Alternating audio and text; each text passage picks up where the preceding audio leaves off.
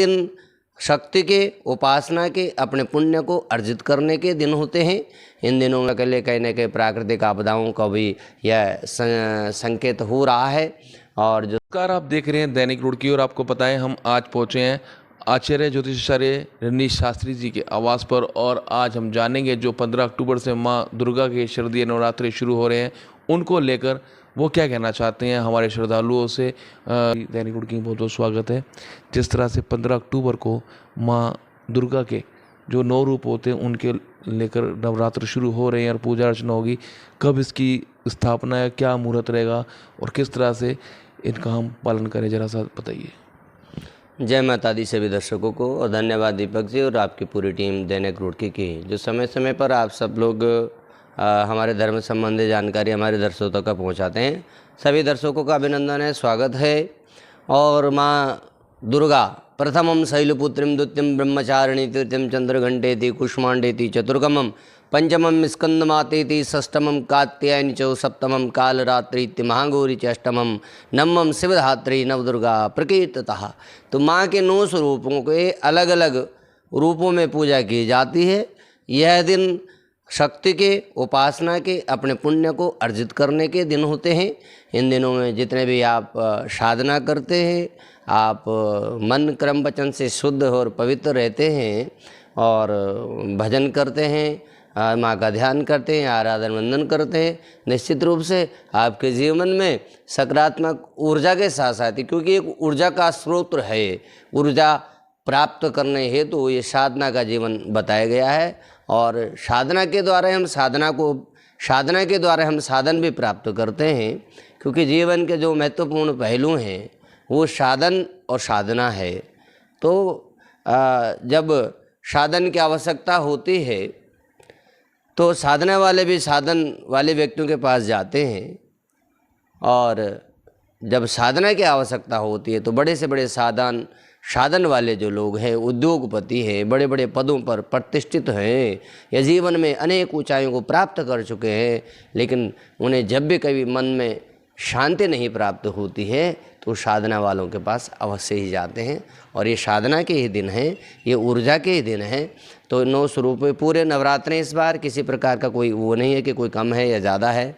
और 15 अक्टूबर से यानी कि रविवार के दिन से मानव के ये शुभ नवरात्रि प्रारंभ होने जा रहे हैं। तो रविवार से प्रारंभ हो रहे हैं, यानी माता की जो सवारी होगी वो हाथी की सवारी होगी। और हाथी की सवारी से तात्पर्य होता है कि जीवन में सुख समृद्धि वैभव आदि बढ़ता है। खेती आदि के लिए, हरियाली के लिए अच्छा माना जाता है, शुभता का प्रतीक है। लेकिन साथ के साथ ये वर्षा आदि का भी संकेत देता है। माता का जो गमन होगा, विदाई होगी, वो घोड़े पे बताई जा रही है। तो घोड़े पे जब विदाई होती है तो कहीं न कहीं प्राकृतिक आपदाएँ, विश्व युद्ध की संभावनाएं, ऐसा संकेत मिलता है। तो निश्चित रूप से ये आपके जीवन में सुख समृद्धि लाएगा। लेकिन विश्व के लिए कहीं न कहीं प्राकृतिक आपदाओं का भी यह संकेत हो रहा है।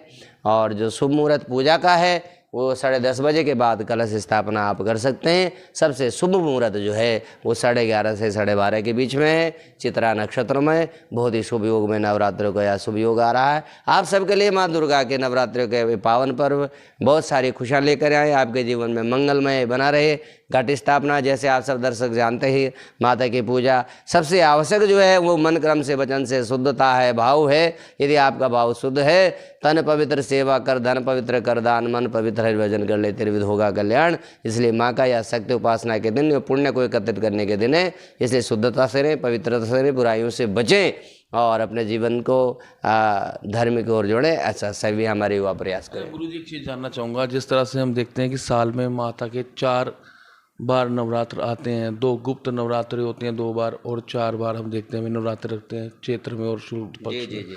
तो हम देखते हैं इस पहले जो नवरात्र है, क्योंकि अब दशहरा भी शुरू हो जाएगा, मार्च और भी अन्य त्योहारों, दीपावली वगैरह आ रही है, तो क्या कहना चाहेंगे इस नवरात्रों में? देखते हैं कि माता का विसर्जन, जो मूर्ति होती है, प्रतिमा होती है, उनकी पूजा अर्चना के बाद 2 दिन हम पूजा अर्चना करते हैं, फिर उनको विसर्जन करते हैं। इन नवरात्रों में माँ की प्रतिमा का विसर्जन क्यों होता है, जो पहले वाली उनमें नहीं होता? देखिए, नवरात्रे बताए गए हैं। देखो, हमारे यहाँ जो भी चीज़ बनाई गई है वो सब एक सबका कारण है। और ये चतुर्थ नवरात्रे, जो 4 नवरात्रे होते हैं, कुछ चैत्र नवरात्रे बोला जाता है, इनको शारदीय नवरात्रि बोला जाता है। 2 गुप्त होते हैं, माघ मास और आषाढ़ मास में उन्हें गुप्त बोला जाता है। देखो जो गुप्त होते हैं तो मुझे लगता है उनकी चर्चा भी नहीं करनी चाहिए, क्योंकि वो गुप्त साधनाओं के लिए वो जो है ऐसे पुण्य कर्मों को अर्जित करने के लिए होता है, विश्व कल्याणार्थ होता है। उसकी साधनाएं गुप्त मानी गई तो गुप्त रहना चाहिए। और ये जो शारदीय नवरात्रे हैं, निश्चित रूप से यह प्राकृतिक जो अभी मौसम ऋतु परिवर्तन का भी समय रहता है। इस समय फसलों के लिए और अन्य चीज़ों के लिए भी शुभ संकेत माना जाता है। और कई कई प्रथा ऐसे ऐसे बंगाल में है कि वो लोग माता की बहुत पूजा करते हैं और उसके बाद उनकी विदाई भी देते हैं। तो ये पूरे उत्तर भारत आदि में ये प्रथा नहीं है। हमारे यहाँ तो जो हरियाली है, घट स्थापन है, उसका ही पूजा माना जाता है।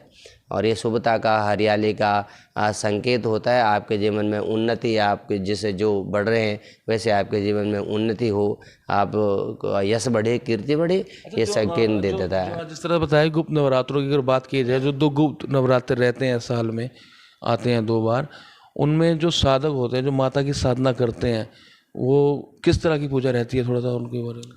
देखिए ऐसा होता है कि जैसे हम लोग एक छोटे क्लास के बच्चे हैं, जैसे नर्सरी के बच्चे हैं, 10th के बच्चे हैं, तो जैसे जैसे क्लास बढ़ते हैं आध्यात्मिक दृष्टि में भी वो गुप्त साधनाएं, अर्थात जो लोग इसके दीक्षित लोग होते हैं, जो साधना के लोग हैं, साधना रत लोग हैं, जो जीवन पर्यंत माँ की साधना में ही डूबे हुए हैं, ऐसे लोग जो तंत्रोक्त करते हैं या मंत्रोक्त करते हैं, माँ के अनेकों रूप में पूजा होती है।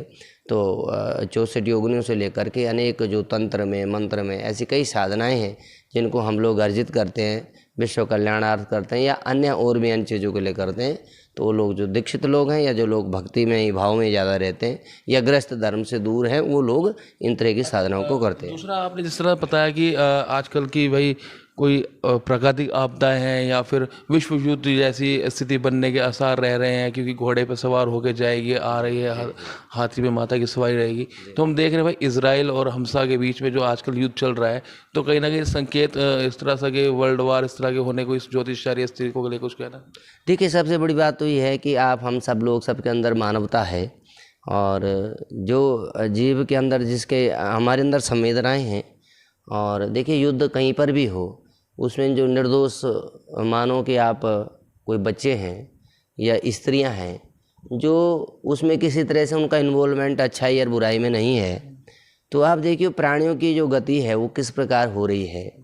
तो सबसे पहले यही है कि हम सब लोगों को भी सोचना चाहिए कि जीवन और मृत्यु, तो मृत्यु किस प्रकार से मिलती है, ऐसा ये युद्ध आदि में, ये प्राकृतिक आपदाओं में हमें सबको विचार करना चाहिए और इन सब चीज़ों से सबक भी लेना चाहिए कि कहीं पर भी जो युद्ध के परिणाम हैं या क्रोध के परिणाम हैं या इस तरह के आपके कर्मों में भटकाव जब आ जाए, आप कोई अशुद्धि में आ जाएं या आप विपरीत कर्मों के ओर चले जाएं, तो देखिए कैसे हमने जीवन पाया और किस प्रकार से मृत्यु को प्राप्त होते हैं, किस प्रकार जीवन में संकटों का, परिस्थितियों का सामना करना पड़ता है। तो इन चीज़ों से हमें सीखना चाहिए। और विश्व, हमारी सनातन धर्म संस्कृति को यही परिकल्पना है कि विश्व में शांति हो, अधर्म का नाश हो और धर्म की जय हो।